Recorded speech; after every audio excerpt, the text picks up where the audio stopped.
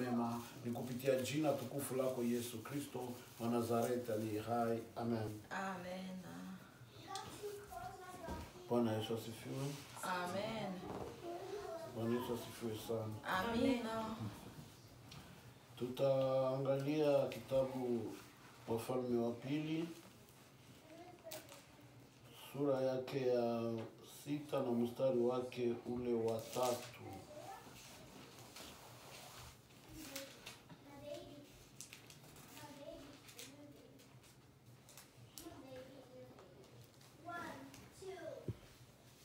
Wafalme wa Pili sura ya 6 mstari wa 3.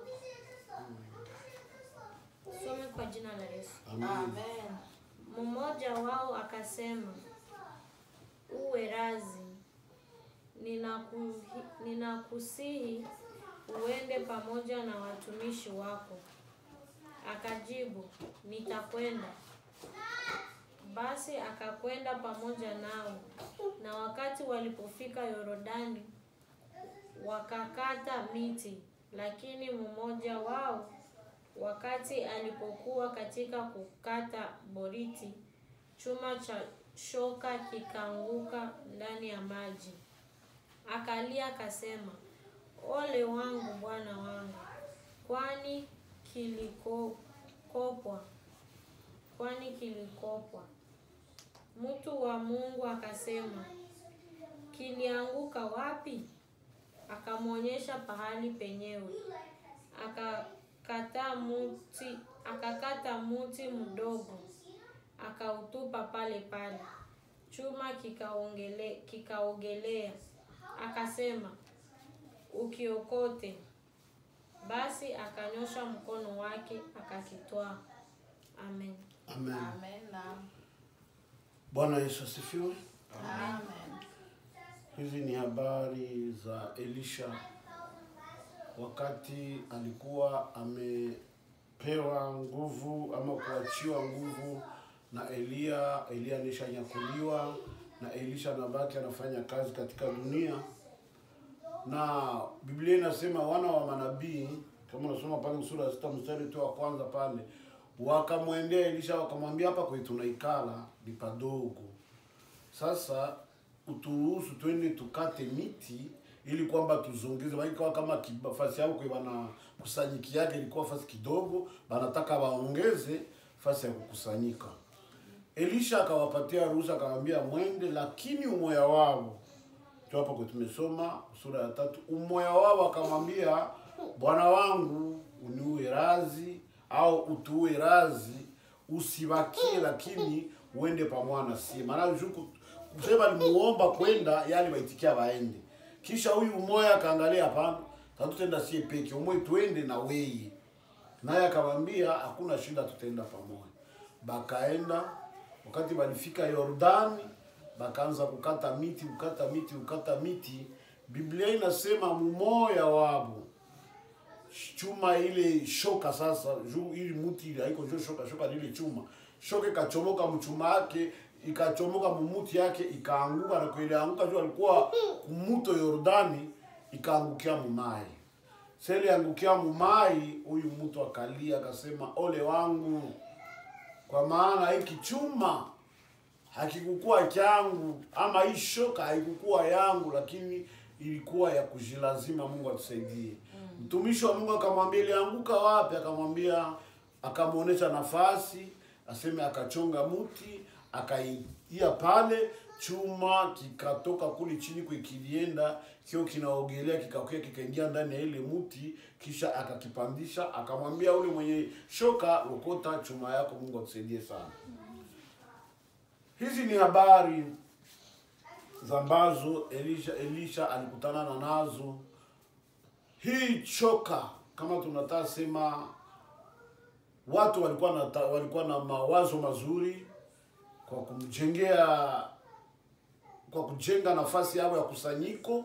Haikuwa mawazo mbaya, walikuwa na mawazo mazuri, na walienda pamoja wakiwa na nia moja, kama tunaenda kata miti, na hii miti tunaenda kata ni ya kutujengea nafasi ya kukusanyikia. Mungu atusaidie sana. Basi na wakati walifika kule, umoya shida ikamupata. shoka yake ikachomoka ndani ya mpini na ikatumbuka mule ndani ya mai, na akakosa namna jinsi anaweza akaitosha mule. Mungu atusaidie sana. Nadhani kama bangelinda na mtu wa Mungu, ile shoka ilikuwa imepotea. Lakini kwa sababu walimsi kwenda naye, ni pale msaada yao ilikuwa. Mungu atusaidie sana. Amen. Shoka ni kama okovu kwa mtu wa Mungu. Ichuma ni kama okovu. Na hii muti ambayo mtu alibakiana nayo, sijui ndaiita nini. Nao ni kama okovu? Hapana. Hii muti inabakia haina kazi, lakini chuma cha shoka njo okovu ya mtu. Mungu atusaidie sana. Sasa Biblia inasema huyu mtu akajikuta shoka, ile chuma ya shoka imeanguka, anabakiana na mti. Kazalika leo Bakristo mingi bameingia mu makanisa, bamehubiri neno la Mungu, bameimbia Mungu, bamefanya kazi mbalimbali hata ya kutoa sadaka, na wengine wametoa masadaka, mali zao, chakumi, kila kitu, lakini tayari shoka ilishakaanguka ndani ya mto Yordani, wanabakiana na mti ndani ya mkono. Mungu atusaidie sana. Amen. Jina njo wanabakiana. Bwana Yesu asifiwe. Jina njo wanabakiana. Niko Mkristo. Unaingiliaka wapi? Kanisa fulani. Lakini ukachunguza matendo ya huyu Mkristo, haiko kabisa msafari ya kwenda mbinguni, lakini iko mu matendo ambayo ni ya giza. Shoka ya kujilazima imeanguka, anabakia sasa nini? Anabakia tu na mti mkono, naye anasema niko naenda mbinguni, niko naenda mbinguni. Mungu atusaidie sana. Na Wakristo ambao wanasimama sasa, ambao wangali na shoka zao kwa kutumika kukata miti, ambao wako wanatembea na shoka zao hazianguka, hawa wanakuwa vikwazo kwa wale ambao wanasimama. Mungu atusaidie sana. Kwa sababu shoka yake kisha anguka, anaweza penda na ya mwingine ndio ipotee. Kama mtu ameharibisha, hafurahi yake mwingine aendelee, hapana. Kama mtu ameharibisha vile alikuwa anafanya, itamubidi afanye yake yote na mwingine naye aharibishe, ili kwamba asihesabiwe yeye peke, lakini wakweba mingi. Ile ndio shida ambayo iko ndani ya dunia siku ya leo, ama ndani ya Wakristo wenye tuko tunaishi siku ya leo. Mungu atusaidie sana. Lakini Mkristo mwenye anaenda msafari ya mbinguni, ungelisimama na ukwe na shoka, ujue hii shoka yangu ikaanguka, kuipata haiko tena kwepesi. Mungu atusaidie sana. Kama huyu mtu hangelilia na kumsi mtu wa Mungu, kulilia mtu wa Mungu, sijue kama kulia ambaye alilia ndaigeuza kuwa kama vile matengenezo. Bwana Yesu asifiwe.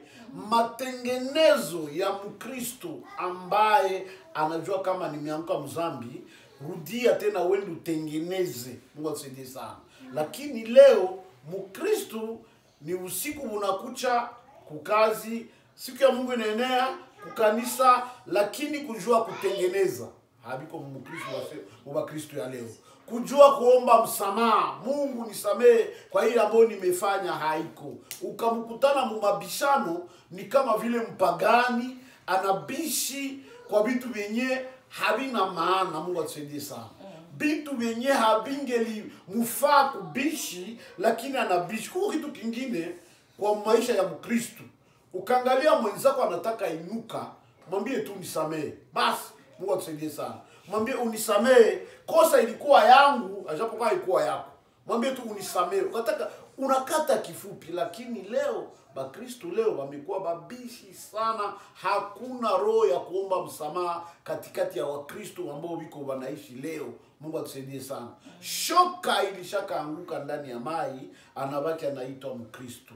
Mungu atusaidie sana. Anabakiana na nini? Na dini. Mungu atusaidie. Hii mpini maana yake ni dini. Unabakiana na dini. Mungu atusaidie sana. Dini haitatutosha hapa duniani na kutupeleka mbinguni, hapana. Dini ni ya kupeleka watu moto wa jehanamu. Kwa sababu kama tunasema dini, kila kabila iko na dini. Mungu atusaidie sana. Kila kabila iko na dini. Mama wanaikala wanasema hili kabila letu tutazungumza hivi. Wengine wanasema hili kabila ile ni dini. Sawa sawa na dini ambayo leo tuko nao sawa vile wa Kristo. Tunajua hii ni dini ya Katolika, hii ni dini ya Waprotestanti, hii ni dini ya Kimbangu, hii ni dini ya Methodiste, hii ni dini ziko mingi, lakini Mkristo tofauti yake ni kwamba yeye haiko mtu wa dini, lakini yeye ni mtu mwenye iko msafari. Mungu atusaidie sana.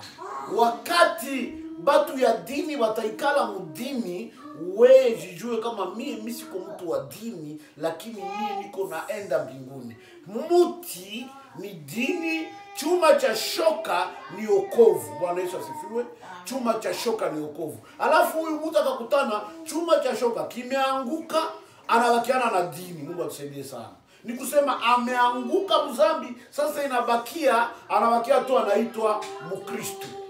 Lakini siku Yesu atakuyaka hata kwa anatafuta dini fulani. Kwa sababu wakati Yesu alizaliwa, alikutana dini iko. Bwana Yesu asifiwe.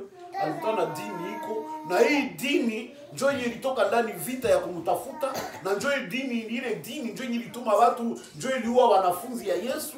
Ni dini alikutana iko pale. Sheria za dini njoo zilituma Yesu anatafutika. Sheria za dini njoo zinatuma wewe Mkristo leo uko unatafutika. Bwana Yesu asifiwe. Kwa sababu mwenye iko ndani ya dini hapendi okovu yako iendelee mbele. Mungu atusaidie sana. Mutaitwa nyewe wote wa Kristo, si wote tunaenda mkanisa, si wote tunaimba pamoja, si wote tunaomba pamoja, si wote tunafanya kazi mbalimbali za Mungu ndani ya kanisa, lakini matendo yetu iko tofauti. Bwana Yesu asifiwe. Matendo yetu wakati inakuwa tofauti, na hapo inaonesha ile matendo yako inakuonyesha kama uko mtu wa dini ama uko mtu wa safari ya kwenda mbinguni. Amen. Matendo ndio itakuonesha katikati ya venye uko unafanya, mazungumzo uko unazungumza, mawazo yenye uko unawaza, shauri zenye unaweza ukapana, bile vyote vinakuonesha huyu ni mtu wa dini au huyu ni mtu wa msafari ya kwenda mbinguni. Mungu atusaidie sana. Huyu ameokoka au huyu hajaokoka. Bwana Yesu asifiwe. Kwa sababu haiko kubatizwa mka leo unabatizwa na unaokoka, pana. Okovu ni matendo yako. Wokovu yako inaonekana ndani ya matendo yako yuko unatenda hapa chini ya jua. Wokovu yako inaonekana ndani ya mwenendo yako ambayo yuko unatembea. Wokovu yako inaonekana ndani ya masemi ambayo yako yanatoka ndani ya kinywa yako. Mungu atusaidie sana. Mtu mwenye anaokoka hawezi kuikala mumizaa. Hata anakutana watu yuko mumizaa, mtu mwenye anaokoka hata ikala pale naye aanze fanya mizaa pamoja na wenye wiko wanafanya mizaa. Hapana. Mtu mwenye anaokoka atajua hapa sio nafasi yangu. Bwana Yesu asifiwe. Kwa sababu katikati ya mizaa mnatoka amo dhambi mingi zinaangusha okovu ya mtu. Mungu atusaidie sana. Utakutana mtu yuko anafanya mzaa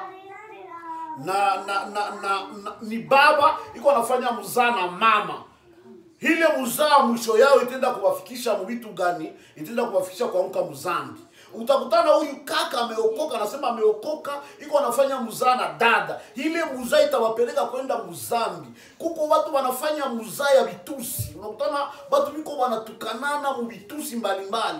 Ile mzaa itafika, inaweza tokea ndani vita, banapigana na inaleta shida ndani ya mgini kwa sababu ya ile muzaa. Chanzo ilikuwa nini? Muzaa. Mungu atusaidie sana. Ndio kwa maana mtu mwenye anaokoka hawezi kumkutana anasimama ndani ya muzaa. Bwana Yesu asifiwe. Kama umeokoka hautakuwa muzaa. Mtu wa muzaa ni mtu mwenye yuko ndani ya dini. Kwa sababu wakati wanekana ndani ya dini, bote wanakuwa mizaa ndio liko hapo kwa sababu ni watu ya dini. Mungu atusaidie sana. Huyu akajikuta chuma ya shoka imeanguka, anabakiana na dini. Mungu atusaidie sana. Watu wako wanajiita mimi ni fulani. Mungu atusaidie. Mimi niko naenda mbinguni. Mimi ni fulani. babishope biko, basi jue ba kila majina ziko za mingi, lakini ukatambua ukaenda kuchunguza, utakutana ni dini. Mungu atusaidie sana.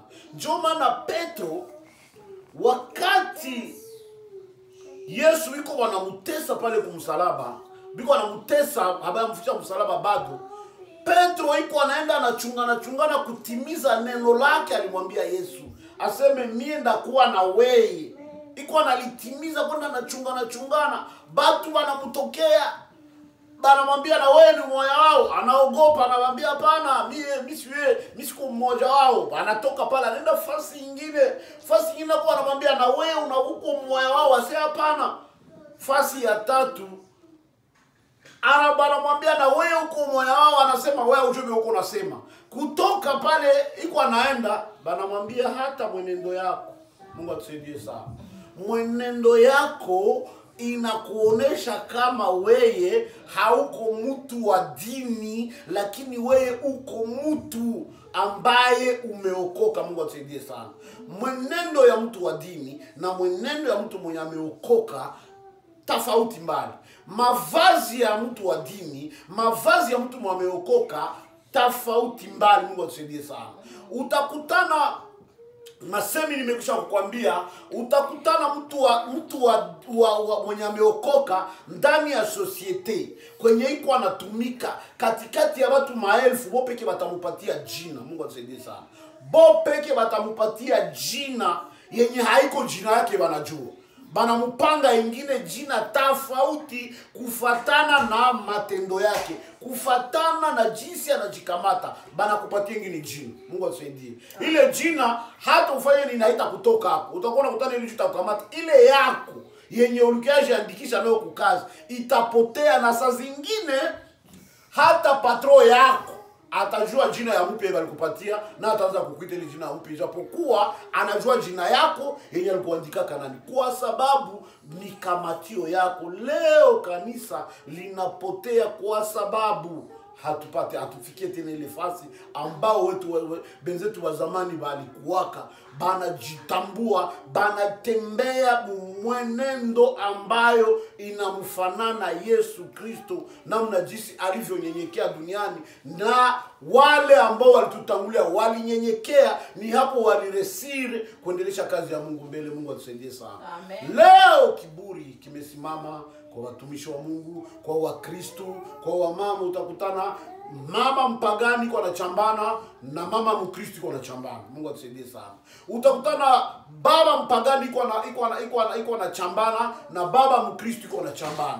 Mungu atusaidie. Hatuna tofauti. Mungu atusaidie sana.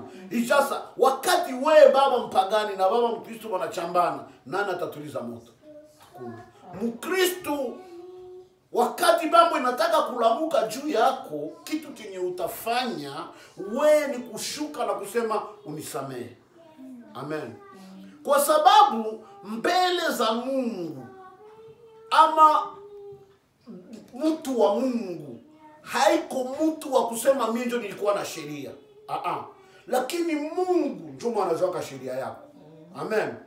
Wewe usijitetee mimi ndio niko na sheria. Kama uko na sheria, poteza ile sheria. Amen.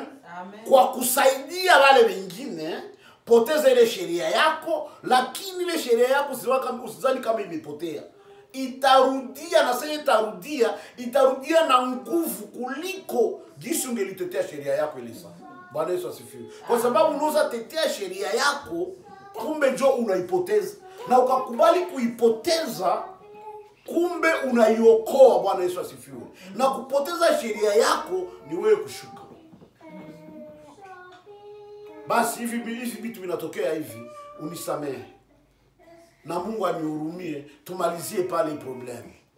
Basi nyie mtaachana vile, unadhani vitu vinaishi, lakini mbingu wazo zote kama vitu vinaishi. Mbingu wazo zinajua kama huyu kwa sababu ya kuniogopa mie Mungu ameitika kupoteza sheria yake. Sasa mie Mungu ndio nimrudishie. Na hata ikurudishia kitu kwa Mungu atusaidie sana. Sasa leo haiko vile. Sheria ni sheria. Mkristo hawezi kungoya kwa sababu wewe uko na sheria lakini jambo imefanyika na ile jambo inakulumiza roho, kisha jua njoko na sheria, usiende lomba msamaha. Hapana. Kwenda tafuta ule ndugu, mwambie unisamehe kwa ile yenye ilifanyika, na usidetaye unaona juli nikosea. Mwambie kwa ile yenye ilifanyika, ndugu yangu mimi nakuya unisamehe na Mungu anihurumie. Hapo tatoka roho yako inatakata. Ile kilonde ilikuwa muweye kinakutoka hapo. Pahali ya kubaki na kichunga. Leo unakutana wa Kristo mingi washapoteza ishoka mkuchunga. Anachunga fulani alinitendea hiki. Fulani roho ya kusamehe haiko ndani ya Mkristo wa leo. Roho ya kuhurumia haiko kusamehe mwenzake, hapana. Anaichunga muyeye, na mwingine akafanya tena anachunga, na mwingine akafanya naye tena anachunga. Utachunga wangapi? Mungu atusaidie sana. Na siku Yesu anarudia, ile itakuwa ni mizigo unabeba. Wewe unajua mimi sifanyake dhambi, wewe unajua mimi sisharati kake, wewe unajua mimi situkana nake, wewe unajua mimi siibake, wewe unajua mimi natumikiaka Mungu wangu mzuri, lakini unachunga maro batu benzako ndani yako. Wakati unawachunga ndani yako, ile ni mizigo hiyo unachunga mweye, sherti uitoshe ili kwamba mlango wa mbinguni ufungulikane juu yako. Na kama huyaitosha, jua weye na ule mzinifu mko sawa. Kama Yesu anarudia, Mungu atusaidie sana. Weye na ule mlozi mko sawa. Kwa sababu mchunga mwenzako mweye, haukuwa na roho ya kuhurumia, haukuwa na roho ya kusamehe na kumtosha mweye. Na ukaangalia kama umemsamehe inashindikana, kwenda mtafuta. Mwambie hata yeye ndio alikukosea. Kwenda mtafuta, mwambie unisamehe kwa ile nilipitika. Ikuwe yeye ndio tena. Leo wa Kristo unakutana kwenda lomba msamaha, inakuwa tena story. Banaanza mwanzo. Wewe ndio ulinifanyaka hivi, wewe ndio kanifanya hivi. Haiko nafasi ya Mkristo ile. Iko kama vile mtu ameumia kidonda, na kile kidonda kinaanza pona. Kisha mtu tena akuye, tena akichokoze ndani, akitenda ndani kidole, hakitaluma. Kitaluma. Bwana Yesu asifiwe. Na matengenezo ni vile. Mtu mulikwazana, mkishamaliza kwazana, huyo anaumia na wewe anaumia. Mkarudilia tena zile habari zenye zilituma mnakwazana hapo. Pale mnaingiza tena, mnachomeka tena virondo. Mnaanza kupigana tena. Lakini fika mwambie mwenzako unisamehe na Mungu anihurumie kwa ile ilipitika. Basi inatosha pale. Kama naye ni mtu wa roho kukusamehe, nasema basi Mungu akusamehe na mimi Mungu anisamehe, kwa sababu kweli hatuchoka ile vitu vilitokea, na mnamalizia pale na safari inaendelea na mnaendelea kuwa sawa gizi mlikuwa zamani. Mungu atusaidie sana. Lakini ukahesabia aseme alinitendea hiki na mimi sitamsamehe yako. Biblia inatuambia usiposamehe na wewe hautasamehe wako. Mungu atusaidie sana. Inakubidi kusamehe Mkristo ili kwamba ujue kuchunga wokovu yako. Inakubidi kujua kusamehe, na wakati unasamehe usafisha kabisa. Hata kama kingine kitatokea, usirudilie yake tena kuwaza tena nifanyia tena naika. Nilishakasamehe. Mungu atusaidie sana. Amen. Lakini leo kama hata mtu ukamsamehe leo tena anafanya kosa, tena nifanyia hivi jana, tena nifanyia hivi juzi, tena njoo tena nafanya. Mungu atusaidie sana. Na wakati unahesabia ni kusema haukusamehe. Na kama ulisamehe utatosha kwa roho yako, na unamkamata ule ni ndugu yako mwenye tena mko naye msafari, kwa sababu mumesameana. Bwana Yesu asifiwe. Amen. Zamani tuko watoto, njoo tulikuwa tunakutanana batu, tuko marafiki, tunapigana. Sasa watu wanapigana watoto, bazazi wale bazazi wetu wa zamani wanasema njoo rafiki sasa inakolea. Bwana Yesu asifiwe. Aseme kama hamyapigana na rafiki yako, rafiki yenu haikole yake. Maana mkisha pigana, njoo nyuma ya pale sasa rafiki yenu sasa inakaza. Amen. Ni kusema wanake mlipigana, kisha mkasameana, kisha rafiki mkakaza sasa. Unaona mnakaza jua nini? Kila mtu anajijua. Amen. Kila mtu anajijua. Kama wewe tulikuwa tunabishana, tuko na nguvu moja, wewe unashajua kama mimi nakushinda nguvu, na ule naye anajua kama mimi nashinda huyo nguvu. Sasa kuna kwa heshima, malgré kwa urafiki. Na ile sasa urafiki unakaza. Amen. Kwa sababu unatembea na unajua mwenzangu anashinda nguvu. Kumbe ndio kutana na mwana unataka kunipiga, huyu anaweza nigombanie huyu rafiki yangu. Unaona? Pale unamheshimia. Naye anakuheshimia anasema huyu mimi namshinda nguvu, siwezi tena pigana naye kwa sababu nishamwacha kama mimi namshinda nguvu. Na hakuna siku tena watarudia tena wawili. Bule urafiki sasa unakaza. Mungu atusaidie sana. Lakini leo unakutana Mkristo akakusiana na mwenzake na njoo basi. Hawatakulanga tena pamoja. Hawataongea katenga. Mungu atusaidie. Miti yenye iko pamoja watu ya Mungu. Miti yenye iko pamoja sherti mpepeo ikuye igombanishe. Na senye mpepeo itaisha, hii mti itabakia tena pale na mwisho inazala matunda. Mungu atusaidie sana. Amen. Na ile matunda itazaliwa watu wanaikula. Wao ilipigana kabisa na mpepeo. Na watu na sie watu ni vile wakati tuko pamoja tutakosa mpepeo ya kutupiganisha, lakini wakati mpepeo itaisha tujitambue tena kuikala tena pamoja na kujua kwamba safari yetu tutaitengeneza namna gani. Mungu atusaidie sana. Lakini watu wa leo wamekatala kabisa, anakuambia wewe mtu ulinikosea hii. Anasahau naye alikosea mwingine kushinda ile chana. Bwana Yesu asifiwe. Ndio maana Yesu wakati wanamletea huyu mama eti amezini, sasa amri ya Musa ilikuwa wampige mawe ya kufe. Yesu akaandika chini akasema mwenye hayafanyaka dhambi kama hii aanze kuwa wa kwanza kumpiga mawe. Nani mwalipiga mawe? Kila mtu akasoma anaenda. Kila mtu anapiga kusoma anaenda. Kila mtu iko na dhambi. Bwana Yesu asifiwe. Kila mtu iko na dhambi. Kitu kinatusaidia kuponyoka ni ile neema. Uko na neema ya kuomba tena, Mungu nisamehe kwa sababu nimetenda hiki. Mungu nisamehe kwa sababu nilifanya hivi. Mungu nisamehe kwa sababu nimefanya. Sasa Mungu hawezi akakusamehe wakati wewe unafunga mwenzako ndani yako. Bwana Yesu asifiwe. Kwanza wewe samehe ule, na wewe sasa uende kwa Mungu mwambie Mungu nisamehe. Aseme usitoe sadaka yako ama chakumi yako kama hauyapatana na ule mwenye alikukosea. Kuna wengine nabo nenda mlomba msamaha anakuwa mwiba, anakatala sasa kusamehe. Ile isikulume, alikatala kunisamehe hapana.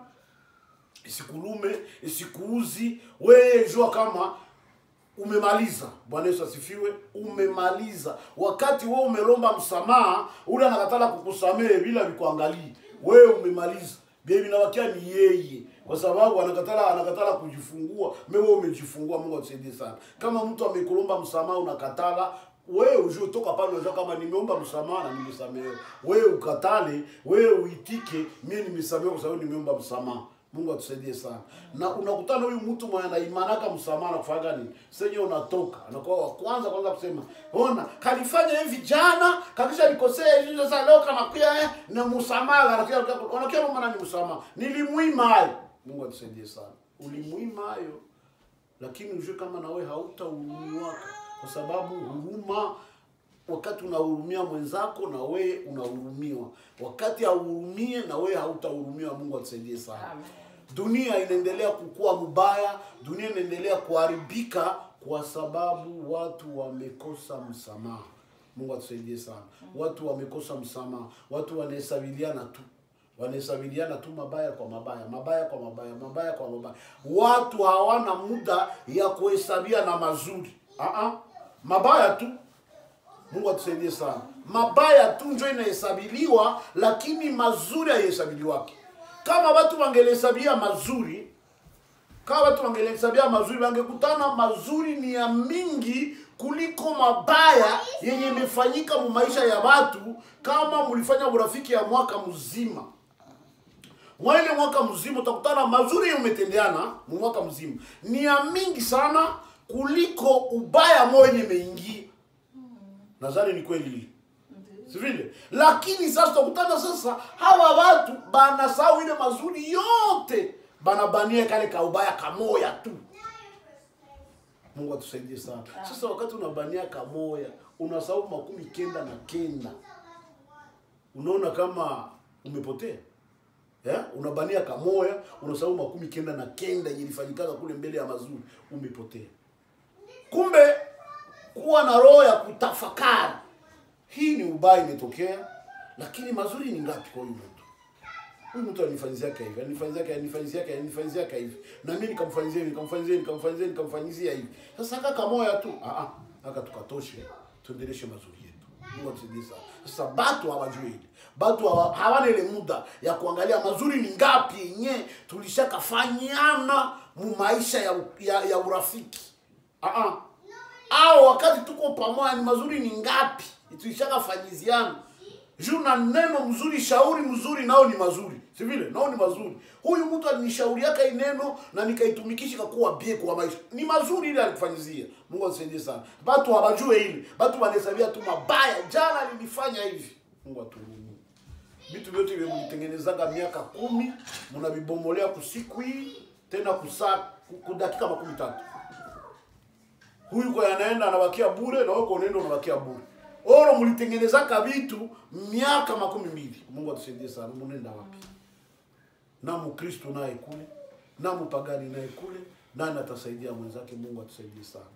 Kanisa tujue kuna dini na kuna okovu.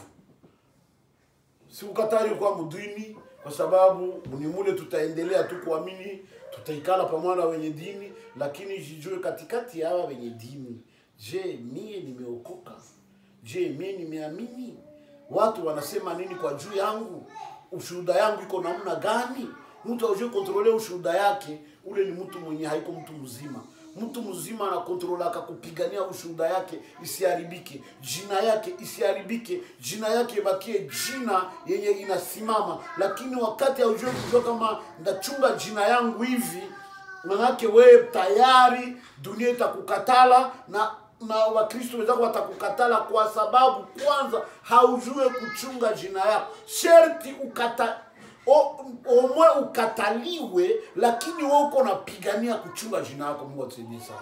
Kwa sababu jina ndio mtu. Mungu atusaidie. Jina yako ujue kujua niko natenda mabaya au niko natenda mazuri. Na kama niko natenda mabaya, acha basi nichanje niingie mazuri, kwa sababu kila yeyote ambaye alishauriwa akakatala mashauri, kule mwisho yake ilikuwa mbaya. Amen.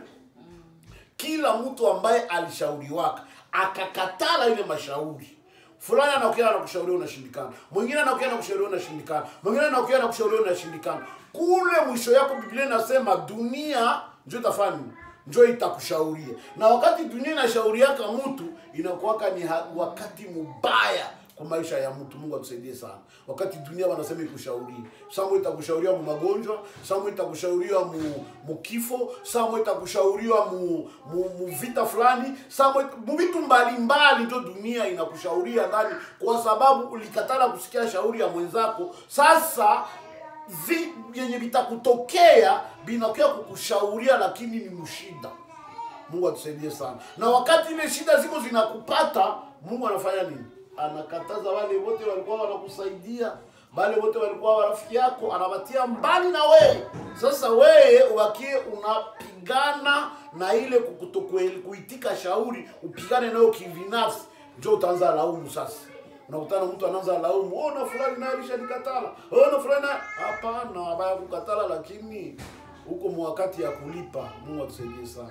Kila kenye uko unapanda, sheri tutakivuna. Kile kenye uko unafanya sai, kesho utakikutana kio kinakungoya. Kama ni kia mzuri utalipa kia mzuri, kama ni kia mbaya utalipa kia mbaya. Ndio kwa maana Mkristo jua ya kwamba safari, ndani ya safari tuko na wokovu na tuko na dini.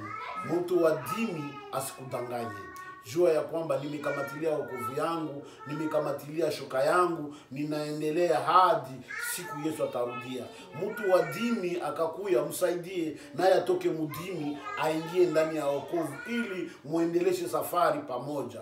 Usikabakiane na shoka, kwa sababu shoka itabakia ni, usibakiane na mpini, kwa sababu mpini itabakia tu ni jina. Ule ni Mkristo. Unaenda wapi? Mimi naenda kukanisa. Unaenda wapi? Mimi naenda ku repetition. Unaenda wapi? Mimi naenda ku maombi. Unaenda wapi? Mimi naenda. Lakini matendo yenye biko wanakuona amo, banaambia huyu mtu yuko anapoteza wakati yake bure. Maombi kana nendaga kule. Okovu kana nani repetition anaenda kule abawafundishake kitu. Mungu atusaidie sana. Unatuma hata na wenzako wanatukaniwa kwa sababu matendo yuko natenda kunyumba haiko matendo mazuri, hayakuoneshe kama uko Mkristo ambaye uko msafari ya kwenda mbinguni. Mungu atusaidie tujue wakati ambao tuko tunauishi. Kama huruma na msamaha ingekuwa mdunia, hivi vyote tuko tunaishi ndani ya dunia hatungeliishi. Lakini kwa sababu ya kukosa huruma na kukosa msamaha, ndio maana tuko tunaishi mambo mbalimbali ambayo tuko tunaona iko inatokea. Sijue Biblia inasema maarifa wakati itaongezeka, aseme upendo ya watu itapoa. Na wakati maarifa imeongezeka sana, tunaangalia vitu viko vinatendea ni vitu gani. Hakuna huruma, hakuna msamaha. Kila mtu iko anafanya vyenye anataka kwa sababu maarifa imeongezeka. Usiwe mtu wa kujiingiza ndani ile maarifa, lakini jiingize ndani ya neno la Mungu, ni mule utatosha msaada yako bila kusaidia sana. Jiingize, ujifiche ndani ya neno la Mungu. Angalia wenye maarifa waendelee na maarifa, wenye elimu waendelee na elimu zao, na wewe endelea na kujificha ndani ya neno la Mungu. Mungu atusaidie sana. Alafu kule mbele tutakuwa jijima, na ile jijima itakuwa kule mbele. Mungu akusaidie na Mungu anisaidie ili tuiepuke isikuwe jijima mbaya kwa maisha yetu. Tuitwe wa Kristo duniani na mbinguni tuingie, tuitwe wa Kristo. Tusiitwe wa Kristo duniani lakini mbingu azitujue. Ile ni ole, kama vile huyu mtu alisema ole wangu, kwa sababu ilikuwa shoka, ilikuwa ya kujilazima. Huyu ndio vile alisema. Na we Mkristo mwenye uko unasema niko nenda mbinguni, natumikia Mungu katika roho na kweli, kule mbele wakukie kusema ole wangu. Oh, ni uzuri sana. Mungu atusaidie sana. Pengine wameenda mbinguni, wewe unakosa mbinguni. Ni ole wako. Mungu atusaidie. Njoo kwa maana simama, jua ya kwamba niko Mkristo, na kama niko Mkristo niko natoka duniani, niko naenda mbinguni. Niko msafiri ambao niko naenda mbinguni. Bwana Yesu asifiwe. Kwa sababu ya hii ndajikamata namna hii, ndatembea namna hii, ndaacha hiki, ndafanya hiki, ndatembea hiki, ndaacha hiki. Mizaa sitakuwa ndani, magomvi sitakuwa ndani, vitu mbalimbali vya dunia hautakuwa ndani, kwa sababu safari ya kwenu haikuruhusu kukuwa na vile vitu. Mungu atusaidie sana.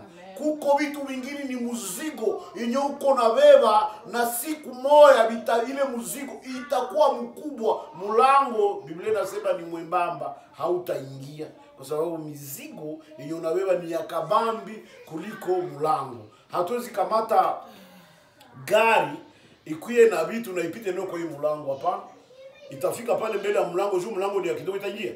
Haitaingia, itakuwa obligé simame pale. Na mtu mwenye iko na mizigo, njoo vile ile siku itakuwa anakuwa na furushi zake, kufika kumlango anakutana mlango hakuna mwaye apite, mpaka ile mizigo haitoshi njoo yapite.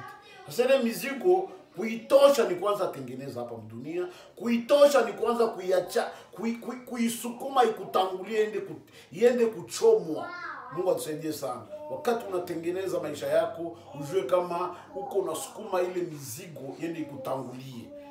Sasa wewe utakuyaka na hauna kitu kionao, wewe uko mwepesi. Unakuwa unaingia mlango mwembamba, hauna problemu yoyote, hauna mzigo yoyote. Lakini watu wamesema tuko wa Kristo, tuko msafari, tunaenda mbinguni, na mbinguni hata wapagani wiko wanatucheka, wanasema mbinguni ya wapi utaingia? Mbone lutetano hauache, mbone kuchambana hauache, mbone kuchukiana hauache chuki. Mbinguni ya wapi utaingia na chuki? Mungu atusaidie sana. Mbinguni ya wapi utaingia na kudharau yenye uko ndani, kadharau yako iko ndani yako. Mbinguni ya wapi utaingia? Mungu atusaidie sana.